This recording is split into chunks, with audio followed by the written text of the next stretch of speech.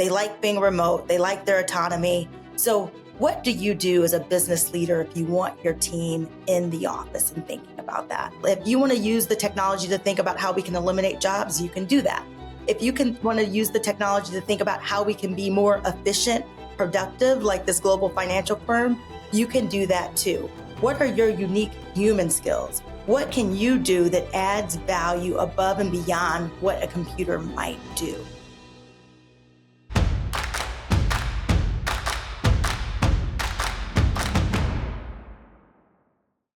Well, how lucky am I today?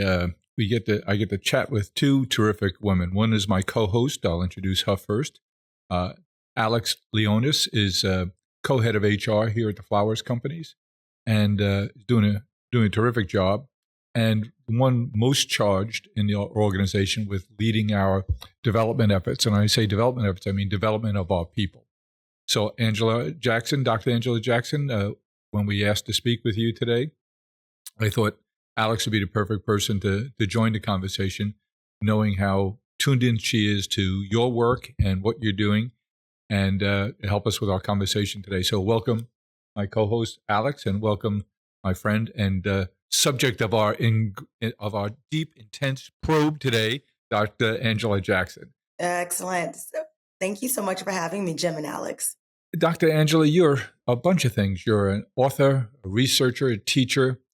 And obviously, that's exactly how you planned your career. You started out to be a teacher and lecturer at the Harvard School of Education, right? I laugh about that because this is the most unlikely seat that I thought.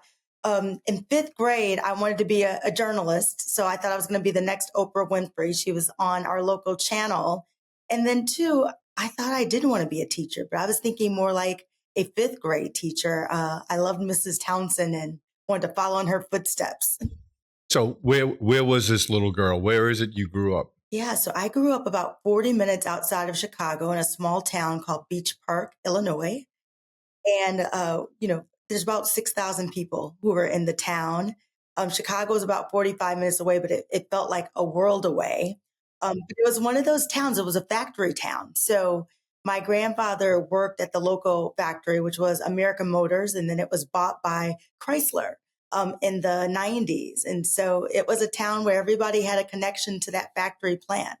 You say American Motors. I wonder how many people are old like me remember American Motors produced a car called the Rambler. I remember the Rambler. So my grandfather, he worked on the line and he would put doors on the Rambler. So I remember because he would come home and he would talk about it. And I tell this story all the time, but he was such a proud factory man. And I remember when Chrysler bought American Motors, he said to me, he came home, he's talking to me and my grandmother. He goes, you know what? Lee Iacocca, bought our company. He's going to turn things around. I remember how excited he was. And when I think back now, that story really frames my interest in research around the future of work and just really writing and researching workplaces. You haven't written a lot about, but you work a lot of workplaces here, Alex. I'm sure your perspective on the work that Dr. Angela is doing now will really help us out today. Tell us the path you've taken from that little town in Illinois to where you are today. What happened after the fifth grade? You've gotten us to the fifth grade. Now we want to know more. That's hilarious. Well, since I'm not 21 anymore, maybe I'll give you the abbreviated version. You're not? No, forever in my mind.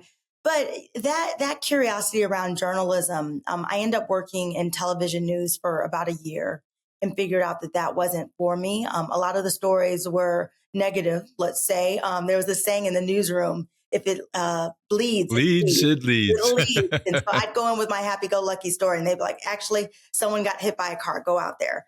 But that curiosity and communication that I learned really served me. So I went on to have a career in the private sector in Nokia and Viacom, and I worked on the marketing and business development side. So I built new businesses domestically and internationally for Nokia and also for Viacom. And in those travels, I had an opportunity to meet people, coworkers from around the world and see the differences in workplaces from here in the States versus when you go to Europe versus when you're in Asia. And for me, that was an advanced degree in itself. One takeaway for me was working with Nokia, a Finnish company. everyone sat down and had a proper lunch together, with silverware, even if it was in the cafeteria. And I recall, because it was very different than doing business here in the States, the bonds that you were able to build over a proper meal when you actually take the time to be present. And although we were a mobile phone company, phones were down and we were actually connecting one to one. So you were a road warrior. I was a world warrior. I tell people my job was almost like the movie Up in the Oh, Air. If yeah, you, yeah. yeah, Up in there. If you remember that, I'm a million miler on American, on Delta. We can go on and on. But my takeaway in that, and having this advanced degree, and this is before I went even to get my doctoral degree, I saw as I traveled the world that we are so much more alike than we are different. And when we think about the purpose of work, and this is why I wrote this book, The Win-Win Workplace, many people are finding their purpose and passion at work. And when it works well, people are being developed, they're growing, the business is thriving. And when it's not working, we see the opposite. And so I've always been curious about those environments that motivate people to show up as their best self. And I felt this way, not only building new businesses, but being a manager myself. Like I manage people in Asia, in Europe, across time zones. And for me, I always want to be better because I know if I could be a better manager and really support my people, that they could help me win at the end of the day. What changed in your life that you decided this frenetic go-go pace of a global sales and marketing leader working in the technology space, traveling all the time to have that kind of accumulated mileage? You had to be. What changed? The big change came from me is that although I was trying to be a great manager, I wasn't practicing what I preach for myself. And so what I realized is every day someone would say, we need you to be in Finland or we need to be you to be in Europe I just said, yes, I'd jump on a plane. And um, at that time, I got into a pretty bad accident that happened. And the accident was my fault. I was, headed to a meeting in LA and I was already thinking about the flight I needed to get on to fly back to New York to fly to Finland 2 days later. And I end up causing the accident. And post that accident, I was in physical therapy for months in excruciating pain. And I realized that I also need to take a pause. I would talk to my staff about work-life balance, but again, I wasn't practicing that myself. And so it made me realize, even though I love my job, it got me on this path to think about how can we do work in a more sustainable way, not only for our people, but also for ourselves. So you had this accident. You had time on your hands to think about where you were in your life and whether or not you were happy, whether you're doing the things you wanted to do, the way you wanted to do it. You decided the answer was no. So then you decide to go back when you're physically able. You decide to go back to school again. That's exactly it. I decided to go back and to get my doctorate. And really, when I had to sit still, like I felt like the universe gave me a time out, like to sit down and really reflect on, where I came from, that small town, the fact that I was then having a global career, traveling all over the world. I couldn't have even imagined that. And I thought about what do I want this next chapter to look like? And I still had this fascination around work and around innovation. And so that led me to go back to do my doctoral work and really focus on entrepreneurial and organizational change and understanding how we build structures at work for people to thrive. Because we know the importance of work in people's lives. We spend about a third of our life there. You mentioned in your new book, The Win-Win Workplace, that's due out in a short order, that talk about a lot in the book about work-life balance. What impact did your grandfather, who was a proud Chrysler man, who knew how to do his job really, really well, and then all of a sudden, boom, the place closes, and he and your uncle and your neighbor, everybody in town, it seems, is out of work. What impact living through that did living through that have on your decision later in life to say, I want to pursue a different kind of? Well, there were two things. When you watch the main employer of your community leave, it was the unifier, whether you were white, black, identified as Latinx, people had a solid blue collar life. And when you see that company leave and you see those people who are left there who were proud to work, but were only taught and really upskilled to do one thing. My grandfather was taught to put the doors on a car, on and off. He wasn't really taught anything other than that. So what I saw in my community is that they had a hard time recovering from that. what would be their next job? What are those transferable skills that they could take and go somewhere else? So my big takeaways from that moment was one, the importance of work, but two, the importance of having a company that's really investing in workers for the future. I can't help but think when I look at my research now and watch companies who actually give their employees a seat at the table, bring them into strategy, help those employees think about how they can grow the business, like what contributions my grandfather and his peers could have made, right, to help that plant, be number one, to stay competitive. If he was just not only just thinking about putting doors on, could he have been thinking about selling it differently, promoting it? They didn't ask him to do things like that could have, I believe, could have had a marked difference. And my research shows that today, like when we see companies who are activating their employees, really thinking of them as thought partners, bringing them to the strategies as customers first. I mean, how are you reimagining how you engage with someone in their role? Not only so it benefits them, but it also benefits the company. Now, after you got your PhD and you started doing your research, tell us about your relationship with New Profit. So while I was at New Profit, it's a venture philanthropy fund. I raised a $50 million economic mobility fund. And what we wanted to do was to invest in workforce tech solutions that would help people skill up and help them land jobs with a living wage without going back and getting a 4-year degree. So these were like short burst credentials that we were introducing to people. And it was 25,000 people who had been impacted by COVID, who had lost their jobs, who needed to transfer. When we placed these workers in the jobs, working with a series of partners, I began to follow these workers to understand which ones were thriving in their workplaces and which ones aren't. And it became clear to me and my fellow researchers that there were a set of strategies that workplaces that had more thriving employees that they were employing. And so while there are lots of strategies I tell people that you can use to invest in people, the 9 that we identified, we were also able to show a correlation to lift on the financial side. And for us, that was important because when you think about investing in employees, many times HR is seen as an expense. What if this research and data was telling us that actually some of these strategies could be a revenue driver? And if we're able to introduce that, that means it's sustainable for the business, but also for the employee. And so I'll give you an example of one which we're super excited about. We saw with the set of companies that we looked at 355 of the Fortune 500 companies, companies that prioritized employee well-being. They had tangible business results. For example, what we call in the book, Pillar Reimagine Employee Benefits, it showed that there's a 56% correlation with strong company valuation and a 54% correlation with strong profitability. So what that means to us, if you're thinking about, okay, investing in your employees, it moves from it's the right thing to do to actually there's a great case for doing this. One company that we know does this well is someone like Patagonia, for example.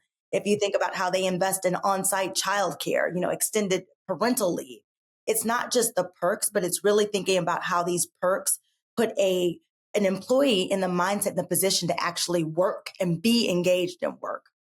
It almost sounds like it's a company's fiduciary responsibility to do this, right? There's the component that it feels good for the company that we're doing this for associates. It feels good for the associates that we're recognizing they're an entire person, right? With things going on outside of just the office. But then from a fiduciary standpoint, if there is a return, it seems like this is our responsibility to act in this manner. Alex, I love that you brought that up. And I speak to many boards of directors, and that's exactly what I say. On many proxies, you talk to many companies, they will tell you that their employees is their greatest resource.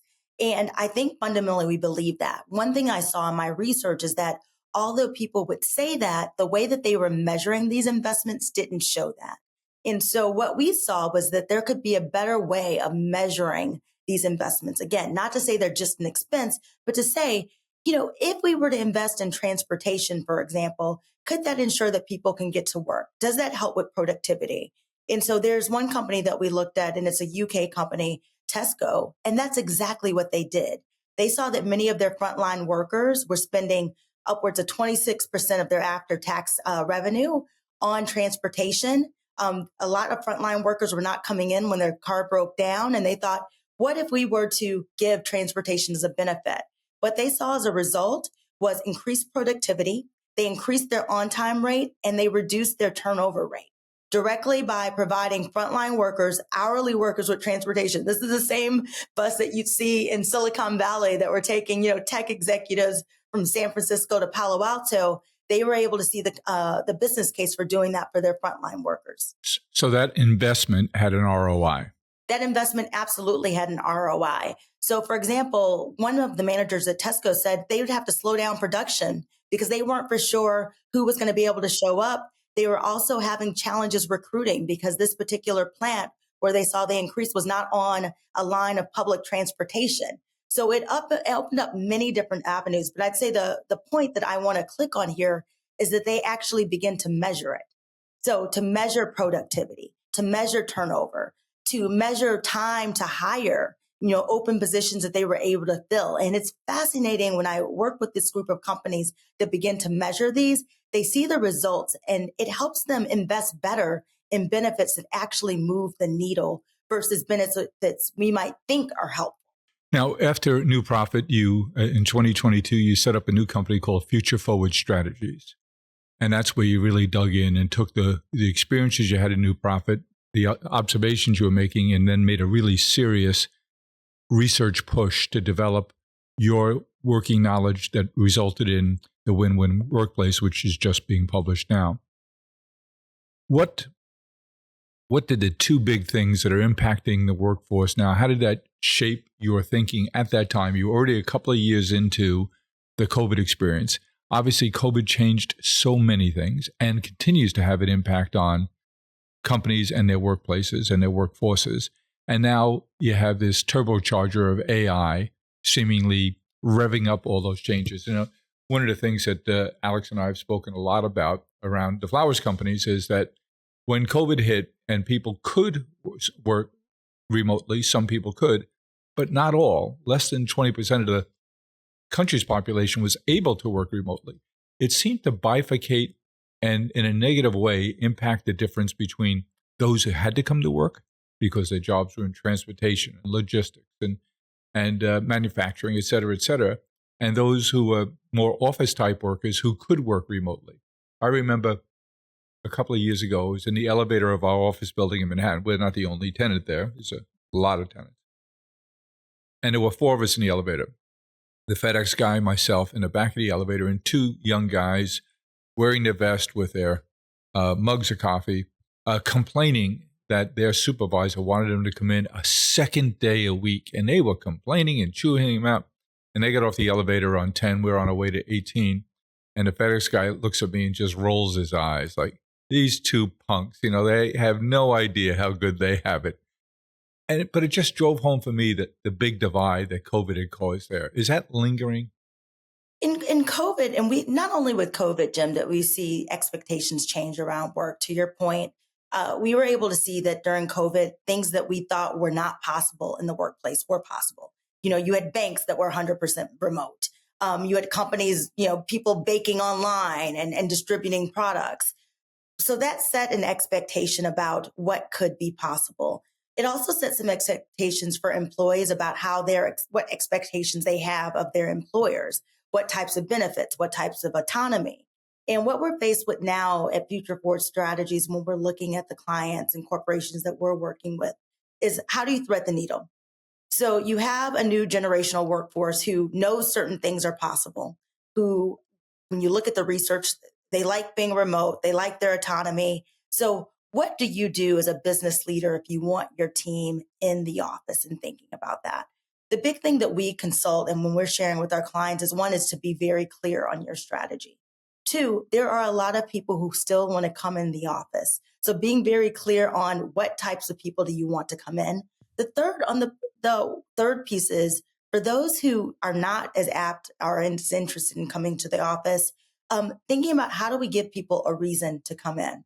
And I'll give you an example. There's a bank in Canada. Food. But I'll also tell you, there's a bank in Canada, RBC. One thing that they did is folks would come in, they would do these things called walk and talks. So if you're in the office, you get FaceTime with executives. You get to have lunch with them, food, Jim, to your point. You get to do an exchange of activities, but really being creative around what is the purpose for you coming into work today? The biggest thing I hear from employees is that I don't want to have to go into the office and then be on Zoom all day. So really thinking creatively about, again, giving the reason why. And the last piece is really thinking about these employees, not about a hierarchy. You do as I say. Let me bring you into my thinking. This is our strategy. This is why we want you in the office. Give us feedback. So again, it's not they're being told to do. They need to come back and bring them into the conversation. So they're helping us think through what our strategy looks like. Companies that are doing that are seeing people be more happy.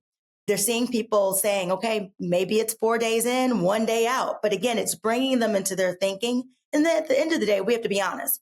Sometimes it's not going to be a fit. If someone wants to be a remote 100% of the time, then we have to graduate them and let them go find a place where they can be remote 100% of the time.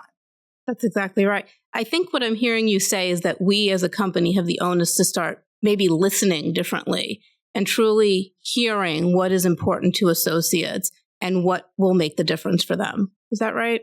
That's exactly right. And that's principle 1 in the book of the framework. It's called Centering Employee Voice. And, if we think about how much we talk to employees, there's suggestion box. We're asking them their feedback. There's 360. What we heard clear and saw from companies who were winning and having thriving employees, not only they listened, but they were able to demonstrate that they listened. And they were able to say, okay, you want 5 things? These are the 3 we can give you. The 2 we're not going to be able to do. One of them, not now. One of them, not ever. And this is why. And that's the big piece. It's listening to them and understanding what's most important to them in this moment. And that's going to change. I talk about this a lot because we're entering the sandwich generation where many of the people who are in their 30s and work now, they have aging parents and they have children. So the things that are most important to them that I keep hearing over and over again is, having some leave time, having some relief around childcare or caregiving stipends. Some of them have reported to us, 43%, that they would take a pay cut to have that as a benefit.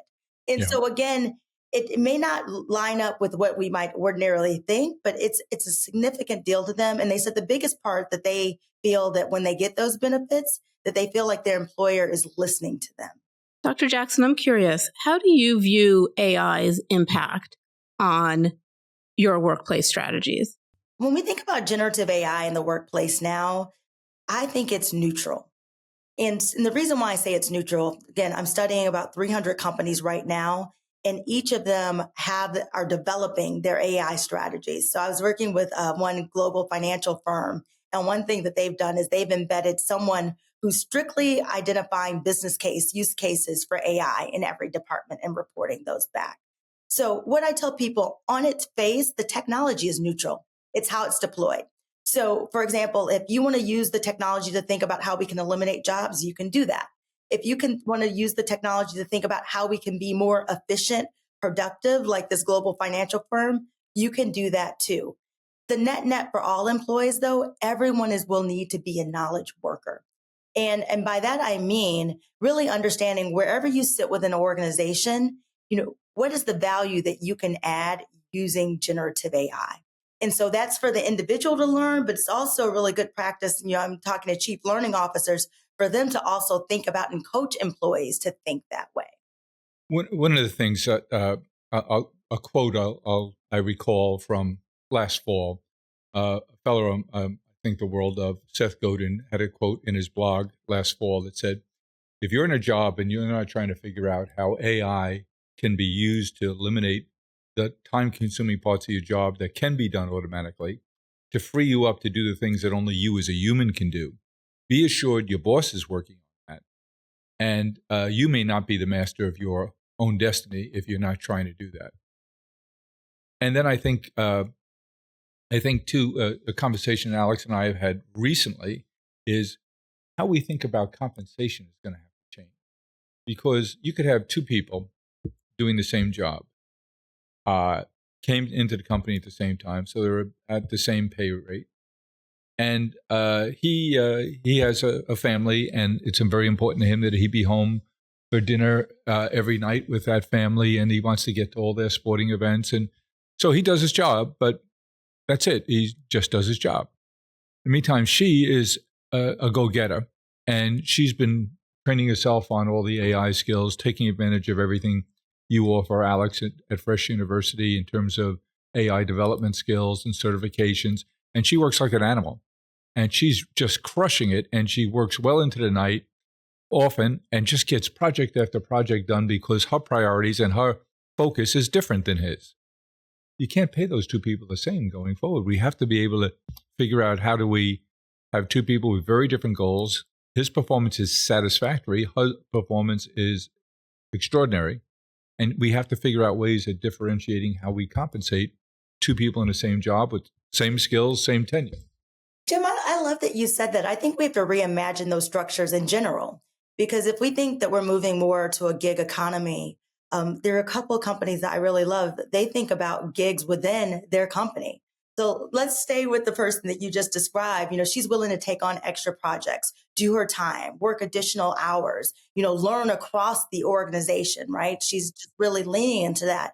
Could those be, to your point, gigs or jobs that she's compensated for?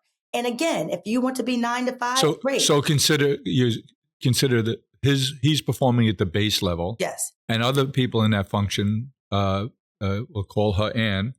Anne is doing the base level, of course, but she has the time and the aptitude and the attitude that she wants to go for it and go harder. And so you're suggesting that we think about it from a comp point of view as gig kind of performance that gets compensated outside of the normal compensation rate. That's exactly it. And what it does, which I think is exciting that we're seeing, is that businesses need more people who are cross-trained, who are really leaning into the business and thinking more of an ownership mindset. So they're looking at their roles, they're thinking about how they can grow the business. Someone like her could be a culture carrier, right? So she's also demonstrating to others who might be reporting to her or who are on a different level and saying, actually, this is an opportunity for you to make more money. This is an opportunity for you to actually grow. And then as an organization, you can be nimble and think about what special projects or gigs you might need, because in the future of work, we're going to be very flexible, right? We're innovating, we're investing in R&D, we're trying new things. We might not need that same 9 to 5 person every single day. We need more people who want to be entrepreneurial, right? And go the extra mile. A fundamental paradigm shift. Yep, it is. And it's not easy. Not at all. I love the term you used before, Dr. Jackson, about graduate them. Sometimes you do have to graduate them. And we've had this before. And as I've talked to leaders about it, the reason why you want to graduate people, I'd say in a very graceful way, is because we're seeing a lot of boomerang employees. So someone has maybe met their potential in this season that they've had with 1-800-Flowers. Does that mean that 3 years down the line, they might not go out, get some other experience and come back? We're seeing that happen more and more. We've had that here. We have. And sometimes those are the best employees, right? They go out, they've reached a level here. They go out and get some other experience. And then in an ideal world, maybe they bring that back.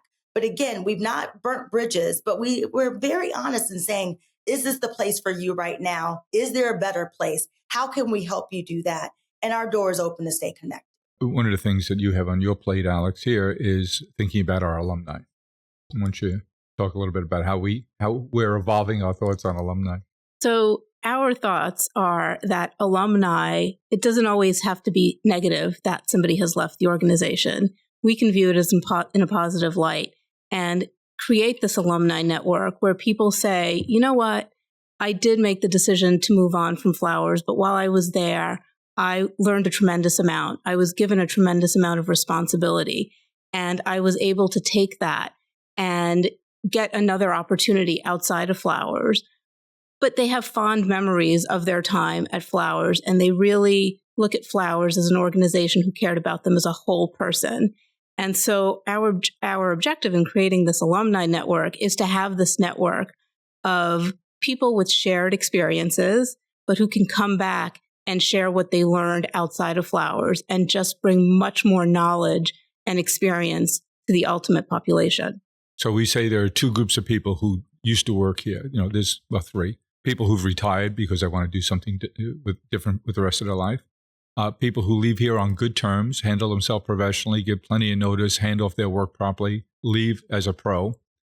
And then the few that leave bad, either at their choice or not, them we pay no attention to. But for those who leave in a professional way, plenty of notice, hand off their work, make sure life goes on, they leave things in good place for their replacement. Them we treat like alumni because they can be referrals. They're certainly going to be customers, and they may someday return to work here. And it's a group now that Alex and her partner Doug have us focused on cultivating those relationships and being more deliberate about them, socially involving them when we can and practical. And I think it's a much more enlightened way of thinking about our human talent and managing that human talent going forward. So Alex and her team have brought that thinking to our shop. But one of the concerns, back to something you were talking about a minute ago, Dr. Angela, is when you have people who don't, let's say we're at a 4-1 right now, 4 days in, 1 day remote. Not everyone pays attention to that. Some people take advantage of it. And the consequence of that isn't just on themselves. The consequence is on the work environment. Because the person who is paying attention to those rules and is in the office 4 or 5, sometimes 6 days, is saying, what am I, a fool?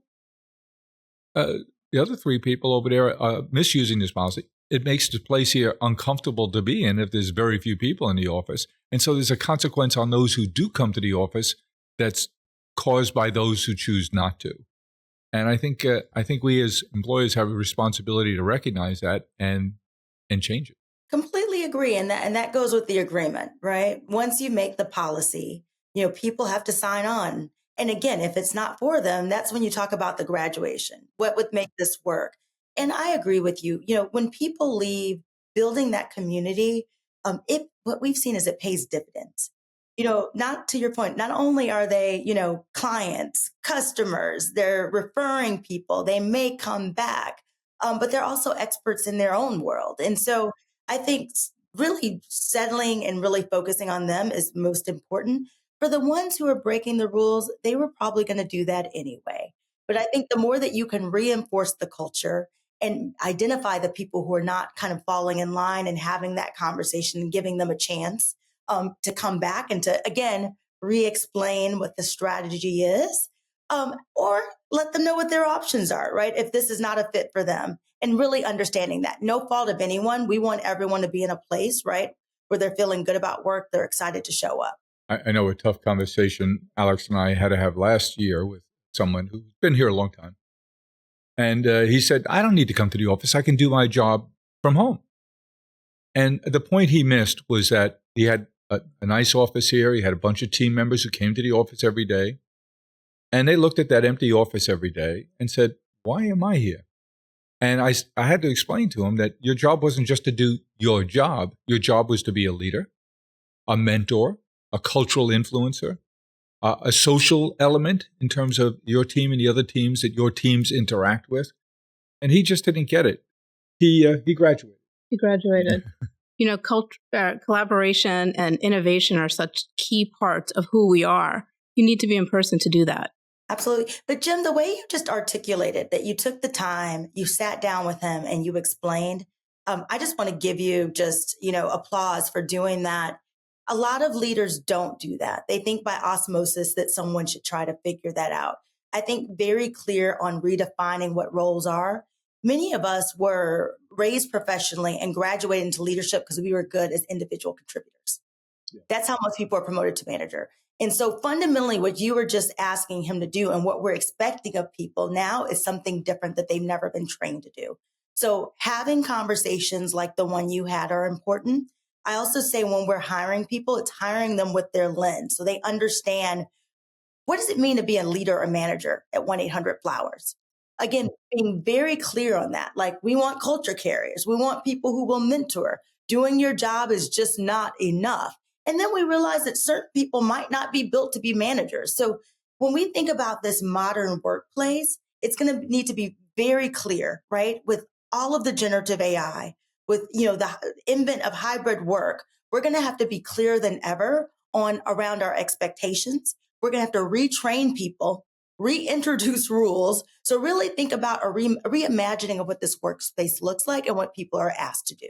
And that includes, like we said, the gig jobs and job functions, just doing 9 to 5. If you can do that, great. We'd love to have you. But folks who can do more, we want to incentivize them to do that. This conversation is so helpful to me. I'm going to ask Alex to talk a little bit about a Bunches program that she created here and Fresh University, how we have what it does and what we're hoping it will continue to do. But first, I want to go back to the point you just made, an idea just you sparked, which is people who do work remote and maybe 100% remote. I think if we don't think about them as employees and we think about them as contractors and change their status, if they have a specific function and we want to buy that function and we don't need them to be here and they can't be here, maybe they live someplace else. I think if we don't think of them as employees with the benefit package that comes with it and think of them about them as vendors, that might help us think differently. And our expectation, I think we're mixing too many things in one cup. Absolutely. And it's, there's companies, and what I'll do is I'll send this to you. There's a Brazilian company that was really famous for doing this, of saying, how do we bring people in different ways? And some people might want to be contractors, right? They have a level of experience. They'll come in for a project. They're on their independent own. They can cycle out and do some other things, and then they can flex back in. And what you're also doing as an organization is offering many ways for people to engage in work and to think about work. And so what that does for you as a leader and for 1-800-Flowers as a company, it widens the aperture of who can work for you all and how they work. And that's what you want at the end of the day, because as business fluctuates, what types of people can we bring in? Can we ramp up? Can we go back down? And people who actually know you and who know the company versus going out new and finding, a consultant per se. Alex, why don't you fill Dr. Jackson in on your Bunches program? So our Bunches program is our formal mentorship program here at 1-800-Flowers. And what we do is we pair a mentor with a number of associates, and we create a bunch, if you will. So one mentor to 3 to 5 associates. And that mentor will go through rigorous training on how to be an effective mentor, but also, so there's that component, but then create a bunch where you have a cohort of associates who might not have ever interacted. We are a company that is dispersed across the country. We have offices in many states. And so you might work in a location where you don't have contact with other associates who do perhaps similar jobs, perhaps very different jobs. And Bunches allows us to create cohorts where associates are mentored individually, but then also build a group and build a connection. And so we are big on connections at 1-800-Flowers.com. And so that facilitates that process. And so that's Bunches. Currently, we have about 50 mentors, and each mentor has a bunch. And so if you just do the math there, you could see all of these connections that are multiplying throughout the enterprise. There's an orientation aspect to it. There's a social aspect to it. There's a cross-geographic component, of course. And the team creates a syllabus for those mentors that they ask them to. Now, those mentors happen to be people who've been identified in the organization as fast trackers, very promotable people who we expect after a year in our Emerald program, our high performance program, that they'll be promoted within the year of their being in that program. And now we put this additional responsibility on their shoulders, saying we're investing all of this in you. Use those skills, use that learning to go influence another group of people. And you've already seen a reduction in turnover, people onboarding more quickly. An increase in promotional rates. And what's great is you're watching the evolution of Bunches through the years, is those that were mentees in previous programs have now become mentors. So it's really going full circle. And that really hangs off Fresh University. That's right.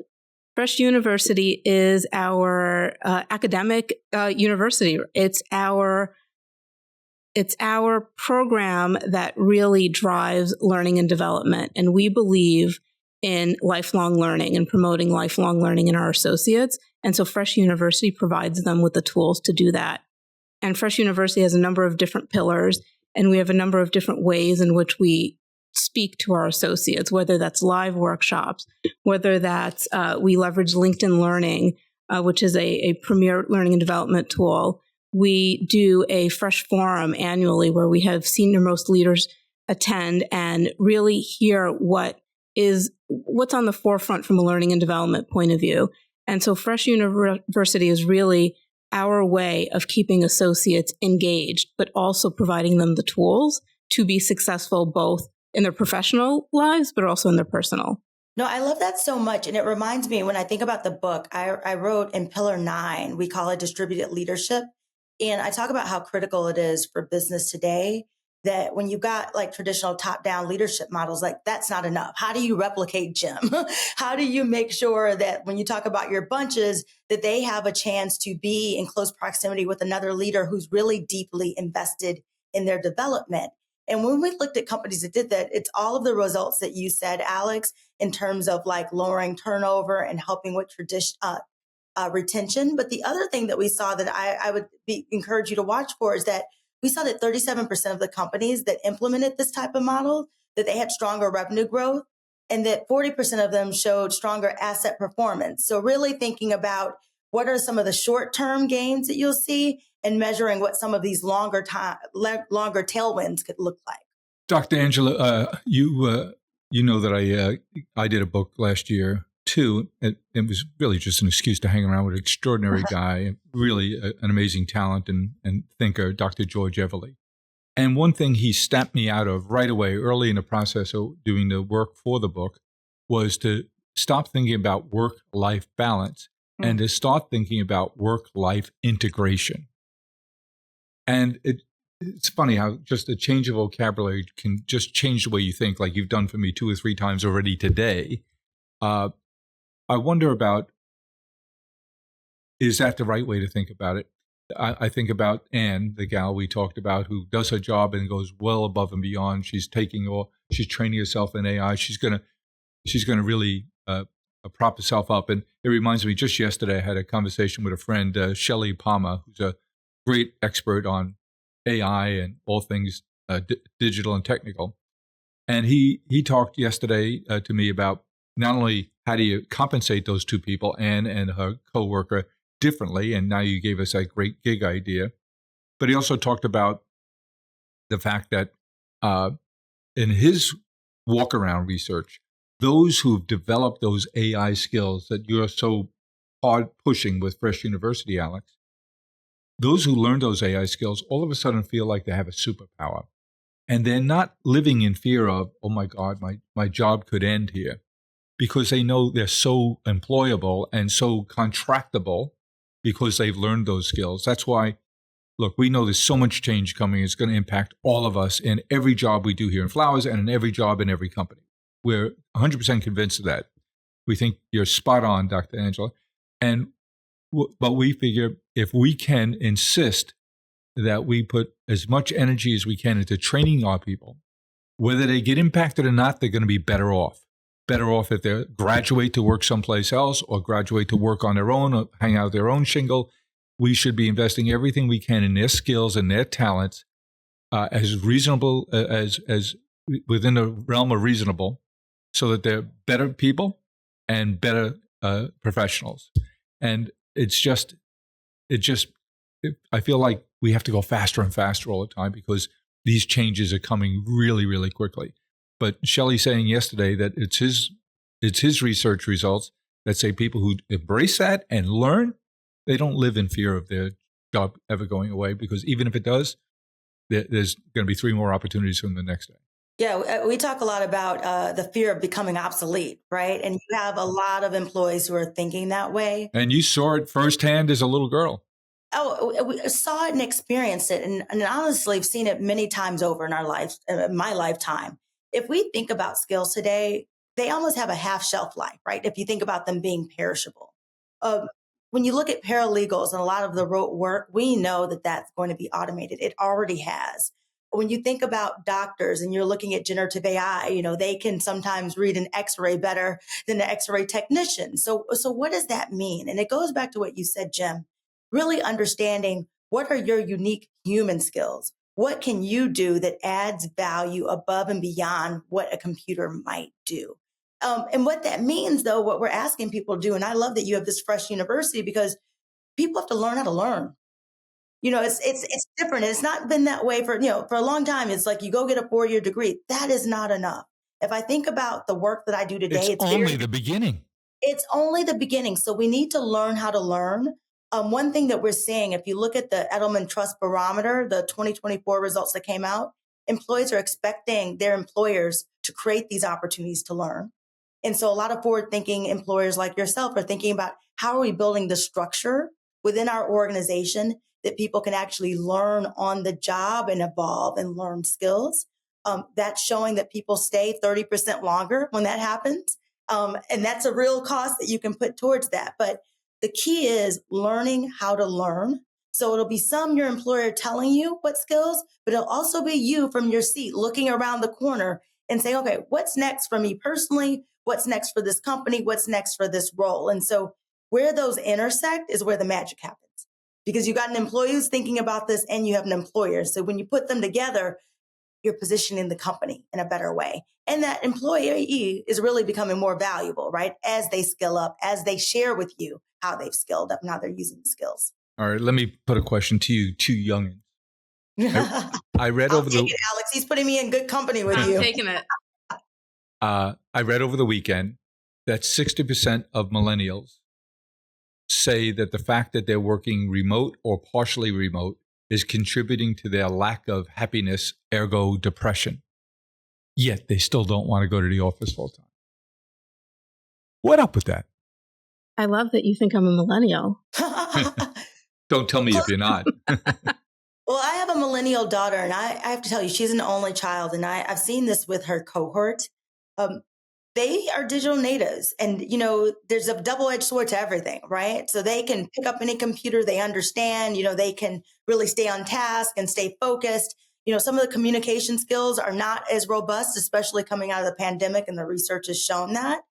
The big thing that we have to think about is how we mentor this new generation. And I was with a good friend and CEO of Eversource Energy. And I remember, his name is Joe Nolan. Joe said to me, I can't say that I understand these millennials, but I know it's my job to. So I'm like really digging in and really thinking about how do I speak to them in a different way? How do I get them to show up? What incentives do they need to show up?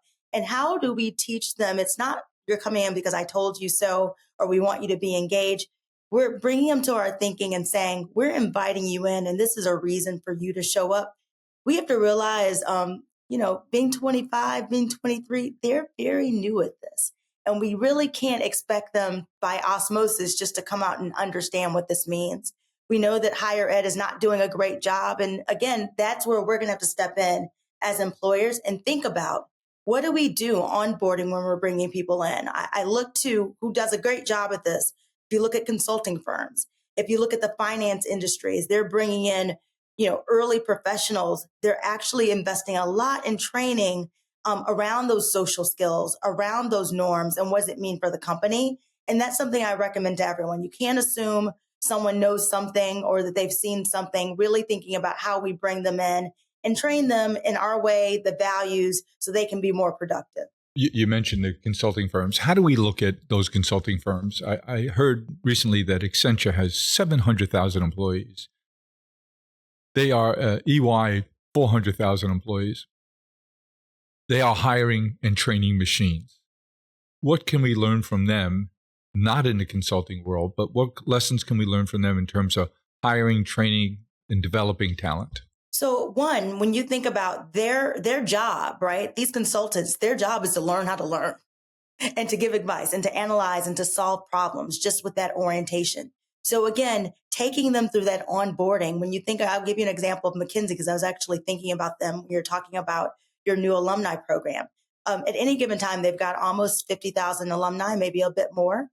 And so when people have come in as a cohort, similar to what you're doing, they're bringing them through these experiences as cohorts. So one is training is something that you regularly do. You learn how to learn. They've created structures where cohorts of employees can learn together and then apply what they learned. And then when people actually graduate within the organizations, what they do is they create alumni networks so people can stay involved. And they stay involved because they've had this shared cohort experience going in. If you think about graduate school, when you went in with your cohort, you'll go back and you'll see a class of, 2005, for example, you go back, really thinking about these milestones and experiences that bond people. And you have a shared common experience and understanding of what the job to be done. And again, they're investing in training, not because it's nice to have. Their business model depends on it. But I would argue that most companies' business model depends on it. And so how do we create these structures in small and big ways, similar to what you're doing, putting a name, just by you all saying Fresh University. That's telling people that you're investing in learning. That's the signal that it's important, because if it wasn't, you wouldn't be spending money. So again, there's small things that you can do to put the structures in place to make sure anyone who comes in, do they have a week onboarding? Do you do that as a cohort? Anyone who's advanced to manager, have we trained them what being a manager and leader at 1-800-Flowers looks like? You're a culture carrier. It's more than your job. And making sure that everyone is receiving that same curriculum for that same shared sense of experience. Boy, I'm learning so much from you. And frankly, when I heard about your project, I was concerned with the dramatic change in climate. And I don't mean the weather, but in the political climate. I worried that people would dismiss your work as embracing a DEI kind of concept or an ERP kind of concept. And clearly, I've learned that that's not the case at all. So the question I would have asked you is, how has a change in climate impacted your work? Well, I'll ask you that question. Has it impacted your work? And if so, how? The change in climate hasn't impacted my work. In fact, it's probably made it more important. When I wrote this book, the reason why I talked about the ROI and what's the name of that book again? So yes, so when I wrote The Win-Win Workplace, they can't see the video because it's right behind me. It's coming out on March 11th, Jim. But when I wrote the book, a lot of publishers said to me, is this a DEI book? And I said, it absolutely isn't. We're talking about an ROI because we're talking about driving business. We're talking about investments. The challenge with the DEI conversation is that it's been so politicized. And I tell people, I'm not going to die on the sword of an acronym. Let's talk about the original intent as it relates to the workplace. We wanted people to be able, and be in a mindset to show up and be productive at work. That's nonpartisan. You find people on both sides of the aisle. They want people engaged. And we all know that work is a lot more than just a paycheck. Work is a lot more. It's dignity. It's everything that it's comes who we with are. it. It's what we are. It's social. Built in, like you said, when you see the loneliness and people feeling more lonely, work, we can give that to people. So what this book is doing is saying this is a set of strategies that you can invest in people, that all people need. But let's not reduce this to checkbox or race. All employees can benefit from this that we've seen. And we've seen this bottom line to return. So like if you're a fiduciary, a board member, a CEO, or a manager, and you're thinking, how do I get the most out of my people? Looking at these strategies can actually do that. And we have case studies, statistics, because we thought we need to speak to minds. This is, we know the heart argument, but we need to say why this is in the best interest of the company and the employee to work in this way. Dr. Angela Jackson, you've had an amazing couple of careers. And I think the third one is starting now, because the work you've done recently and all this research among these 1,200 plus companies is really given us a lot to think about at a time when Alex and Doug and James and I here at the company, at Flowers Companies, is thinking about, talking about every day. And now we have some help. We have the help in terms of the 9 pillars that you've created here. And one that we jumped on right away, which is, I think was the 6th chapter, which was all about credentialing. And Alex has been doing a lot of work to make sure that we have a CV, the CV for each of our team members. And we ask them to tell us about everything they're doing to improve themselves, to develop themselves personally and professionally. It could be what they did on vacation. They, instead of laying on the beach in Florida, as some will, they went and built a house with Habitat for Humanity and sharpened their language skills in the process. We want to know about that. We want it to be on their transcript that we have for each and every team member here. We want to know what they did before they got here, what they did while they were here to improve their skill sets and their capabilities, and what they did in their own time that contributes to the whole self, as Alex referred to it before. So we've learned so much from you today. It's going to sharpen our agenda here in terms of the things we do, and we couldn't be more thankful, to have you as a friend, Dr. Angela Jackson, and now to have this most recent work by you help us in our jobs every day. Excellent. And then, Jim, I just want to open up an opportunity for all of your listeners. If they go to readwinwinworkplace.com, if they decide to pick up a copy of the book, if they put in the code celebrations, they'll get 50% off of the book, and they'll be invited to a book club that we're going to do over 4 weeks to read the book and think about how we apply it to their workplaces. What a great idea. So go to the website again was? The website is readwinwinworkplace.com. And if they put in the code celebrations, they will receive 50% off of the book. And be eligible for that 4-week workshop. Wow, that's terrific. Exactly it. Who wouldn't take advantage of that? Yeah. And my goal is really, Jim, and I thank you again for having me on. I want to spark a conversation with this. It's one thing to write a book, but it's another thing to actually have it implemented in workplaces. As an academic and researcher, any of your listeners who are curious, they can follow me on LinkedIn. They can email me. They can find my contact information on readwinwinworkplace.com. Alex? Well, thank you so much. I have a number of key takeaways. I think it's about connections, right? And building partnerships at work. I'm also, my interest is piqued as to how we can have you participate in our Fresh University Academy with your tremendous new book. So more to come. Excellent. Thank you, Alex and Jim. Thank you. Thank you. Good luck with the Win-Win Workplace. It sounds like it's going to be a big hit, and you're going to be even busier than before.